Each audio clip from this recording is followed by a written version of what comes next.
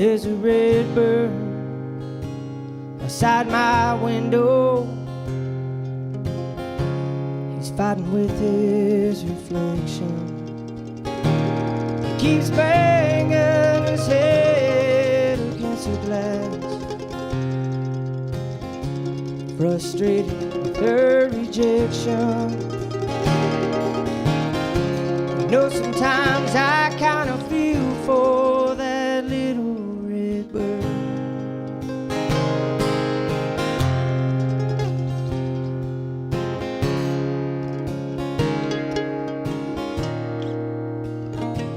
And there's a skeleton in my closet.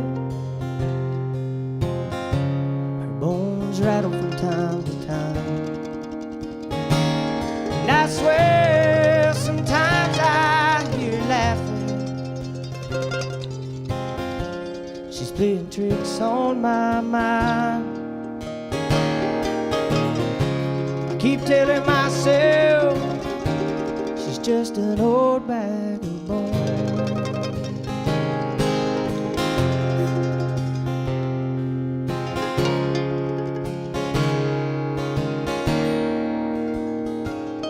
There's a heart resting on my sleeve.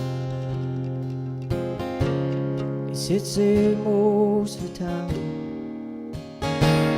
Bleeding emotions and honesty. I guess some line by line. You know me and that red bird, we ain't much different at all.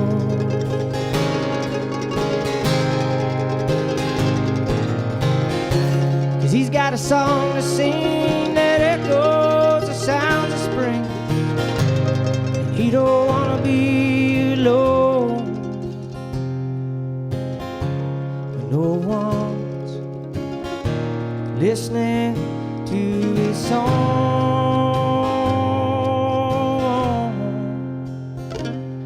Know me and that red bird, we ain't much different at all. As I keep banging my head, singing a song, no one's listening to my soul.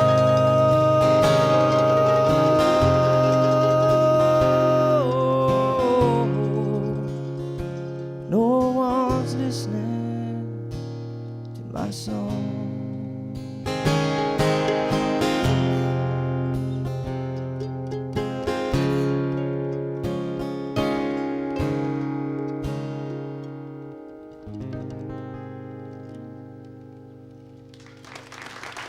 Thank you.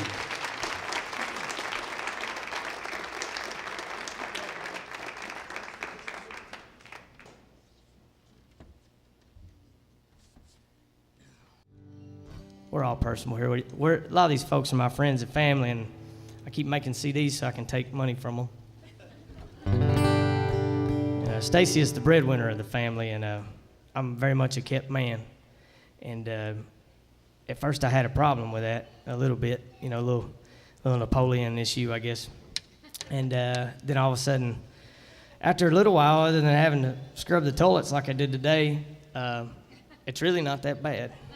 And I would highly recommend it to any of you males out there that, are willing to let the woman go out and make the dough. It's a pretty good gig.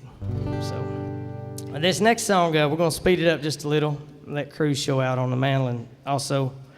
This song is about an ex-girlfriend.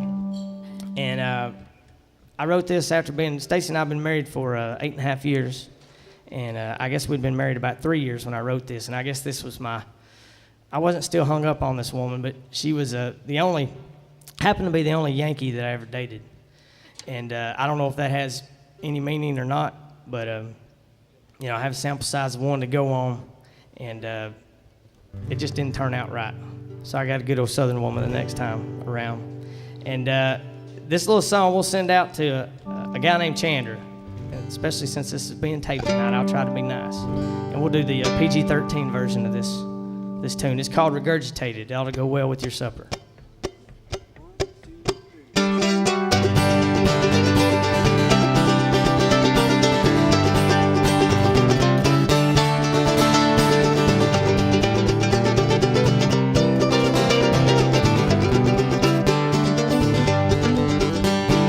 say that I was whipped. I fell in love and I jumped ship. She was toting me around like a puppy on a string. I had my panties on too tight. Should've known something wouldn't right when she tried to get me. Stop eating me. I listened to all the cussing, all the bitching and the fussing, and I said that I was sorry so many times. And then one day it occurred to me, hey Jay, this ain't the way it's supposed to be. So I set her down, gave her a piece of my mind. I regurgitated my pride, I swallowed all this time. I spilled my guts, threw up my lunch, and it felt mighty fine. I said I ain't taking no more lip from you. Hey baby, we're finally through it. It felt damn good to spew. I regurgitated my pride, made me throw up, girl.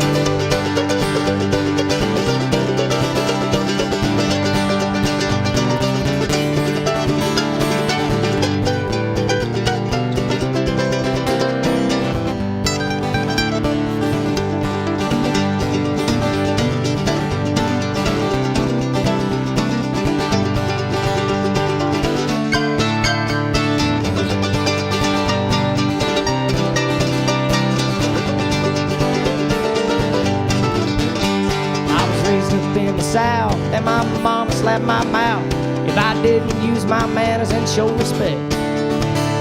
So I said yes ma'am and no ma'am, and I tried not to say hell or damn, and I ain't walked through the door before a lady yet. But mama never warned me how a woman could be so ornery, and I learned the hard way, and I learned fast. So when she asked if we were through, I thought, what would my mama do? And I said, yes ma'am, you can kiss my will. I regurgitated my pride, I swallowed all this time. I spilled my guts, threw up my lunch, and it felt mighty fine. I said I ain't taking no more lip from you. Hey baby, we're finally through. It felt so damn good to spew. I regurgitated my pride. I said I ain't taking no more lip from you. Hey baby, we're finally through. It felt so damn good to spew. I regurgitated my pride.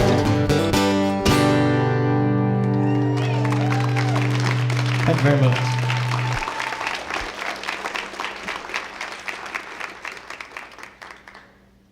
Have to get a drink every once in a while. Well, this next song we'll do, a little song entitled Reflectors. And I just put out a CD last October called I'm Confused, and we'll get to that later. I'll probably save that towards the end of the night in case I run anybody off. But there's a couple good things, a couple bad things about being a songwriter. One, you don't make a lot of money. It's a bad thing. The good thing is you get to meet a lot of cool people. Like Hippie Jack, for instance. He's a pretty cool guy. And just had to learn how to deal with him, how to negotiate. And then, you know, you get asked to sing at weddings all the time, which they usually ask you to sing the cheesiest songs. And I usually just tell them, you know what I do, so you tell me what you want. And then the ones that aren't so much fun are the funerals. And about this time last year, I sang at a friend of mine's funeral. Wasn't a best friend or anything, but we played on some baseball and football teams growing up. And on the way home that night, I was kind of unwinding. And to get from Winchester, Tennessee, my hometown, to Hazel Green, Alabama, where I live now, is about a 40-minute drive if you take the back roads. And I noticed some reflectors on this little back road that I'd never noticed before. And I'd driven that road many times at night. And about halfway in between, there's this little Holiness Church parking lot that I like to stop in. You can see the stars real well. It's a good place to, chill out if you need to, and relieve yourself, for lack of a better term, if you need to, while you're staring at the stars. Anyway, I say all that. I get kind of long-winded sometimes. Y'all just going to have to bear with me. But I say all that to say I got back in the car, and I was kind of letting the day go off my shoulders. And I wrote most of this song that night, sitting in that parking lot about 11:30.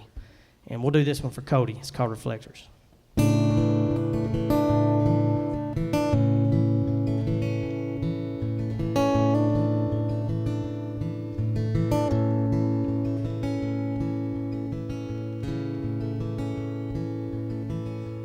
Dark as the sun on a bluebird day, just like an atheist, and kneels down to pray. like a Baptist preacher, drinks a glass of wine over the hands of a clock that don't care about the time. I'm following reflectors, don't guide me to my home.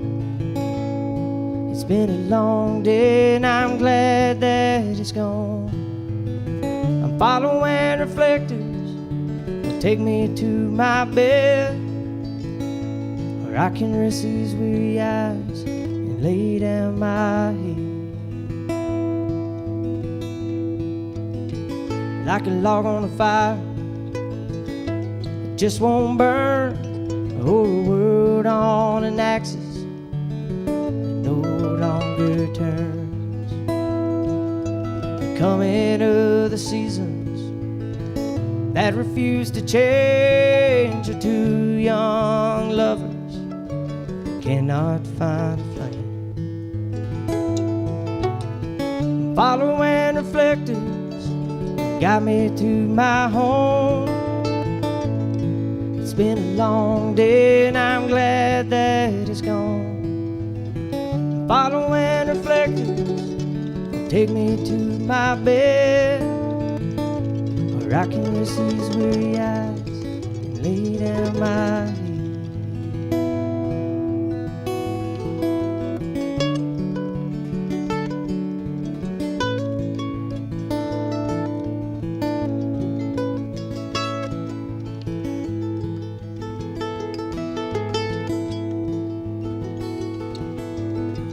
A defining moment that makes no sense at all. It's like a wide open space confined by four walls. A nation of peace, intent on spreading war, or a tortured prisoner that cries out for more. Following reflectors got me to my home. It's been a long day and I'm glad that it's gone. Following reflectors take me to my bed, where I can rest these weary eyes and lay down my head. I'm following reflectors got me to my home. It's been a long day and I'm glad that it's gone.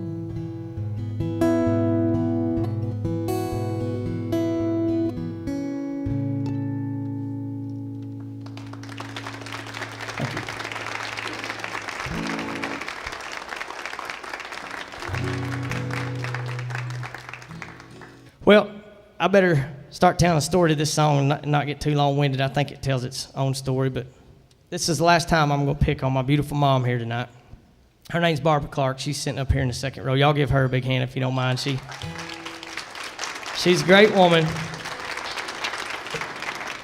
And I always have to do that so I don't get in trouble before I sing this song, because we have to balance things out here. I'm a dog lover, and if there's any dog lovers in the audience, you might want to go ahead and get your tissue out. But I had a little beagle hound named Petey, was my first dog, and when Petey passed away, I asked my mom if I'd see Petey in heaven, and she said, my mom knows the Bible frontwards, backwards, and every other which way. My dad's a Cohen Presbyterian minister, and he's really damn good at what he does, and Mom keeps him on the path. She's like, straight and narrow here. You know, Dad will be the designated driver to the NASCAR races or UT games or something, but Mom, she walks it and talks it, and I respect that. And anyhow, she told me that she did not think Petey would go to heaven, and that stuck with me for a long time. So I decided to write a song about it. And Stacy, when I was writing the song, I kind of ran it by her, and she goes, "Jay, you need to talk to your mom, because this could embarrass her, especially if you get up there and ramble on and point her out to the audience and everything." So one day we'd gone to church over there at Mom's place, and Stacy said, "Did you talk to your mom?" And I was like, "No, I still just hadn't got don't know how to do it. And so I called Mom down to the car window as we were about to back out, and I said, Mom, I just need a yes/no answer. Our current dog's name is Betsy. I said, if Betsy died today, do you think Betsy would be in heaven? And she didn't hesitate one bit. I couldn't even snap my fingers. She said, nope. And I looked at Stacy. I was like, that's all I need. So I wrote this song called Jesus Loves Dogs Too. And I had the verses written, and I thought, you know what, I need to bring the Bible into this because the Bible's unclear about a lot of things, and this is one of those topics. And I got on the web, typed in Jesus Loves Dogs Too, Dogs Go to Heaven, and I got all these movie sites and these bunny-loving granola sites and all this stuff. And then I started looking at like Focus on the Family and some of these more conservative sites, and I'll be danged if Pat Robertson's 700 Club website didn't have an essay on there arguing that dogs do go to heaven. And there was a couple verses in there, one from Ecclesiastes and one from Job. And I put them in the bridge of this song. So after all that, folks, here's Jesus Loves Dogs Too. Y'all don't run off. Go check out Brett's room back there. Check out the CD table. And take care of the people here at the museum that are serving you. And we'll be back in about 30 minutes after I get done with this song.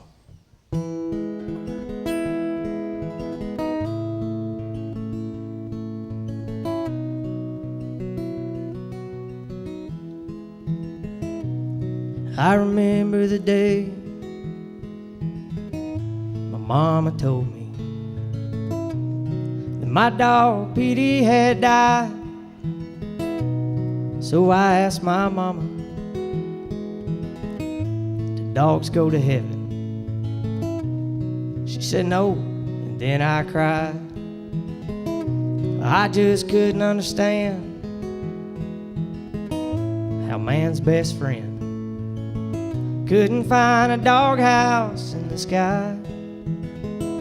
Well, that night I laid me down to sleep and prayed the Lord my soul to keep, and that I'd see Petey when I died. And Lord, I hope you love dogs too. I hope Jesus loves dogs too. As the years passed on, many dogs had come and gone. I still remember them all. There was Pat, Snowflake, and Sadie, Sapphire and Snooky, Joni and Jazz and old Frito. They were members of my family, like my brothers and sisters. And oh, what joy they did bring. And when on earth they no longer roam, I'd like to think they found a better home, and that they're more than just memories. And Lord, I hope you love dogs too. I think Jesus loves dogs too. Now there's my dog Betsy. Well, she's my best friend. In her eyes, she thinks I can do no wrong. Well, she'll swim to fetch up a duck. She likes to ride shotgun in my old truck and listen to me try to write a song. She keeps the squirrels from our bird feeders. She barks like hell when I run the weed eater. Stands by her bowl when it's time to be fed. She guards the house while we're sleeping, and in the morning you can hear her creeping down the hall to get me out of bed. And Lord, I hope you love dogs too. I think Jesus loves dogs too.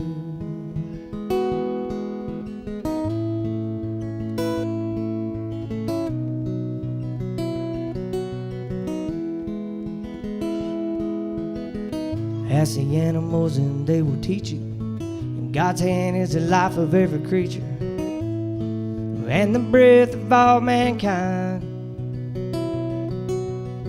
The same fate awaits us all. when we hear our Master's call from that heavenly home on high.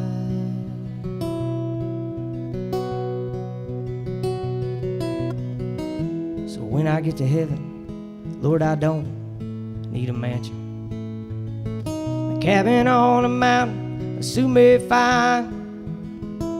Well, me and all my canine friends, we can roam through the hills again, like we did in our earthly lives.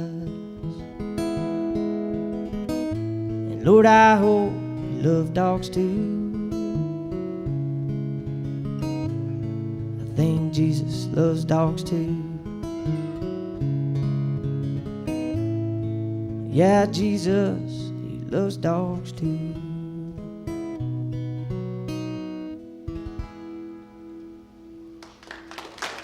Thank y'all very much. Y'all stick around. We got another 45 minutes to go. Thank you. Ordering us some Chinese food. I could do that if it's not too late. I don't know what time it'll be when we get rolling out of here. I like the. Yeah, we haven't left. We're ordering Chinese food. I like the Mushu Pow. Mushu Pow. I just we're doing our blew interview. man's ears out. Thank You don't have any money? All right, here we are. I got money, honey. You done good, boy. Thank you, Jack. I I appreciate it. really enjoyed it. I had a ball. Did you bring me any deer meat? No, but it's coming. It's coming. I got an email right after you left the farm last couple of weeks ago that you killed an 8-pointer. Yeah, and I got a 6-pointer last week. I tell you what, anybody that can hunt.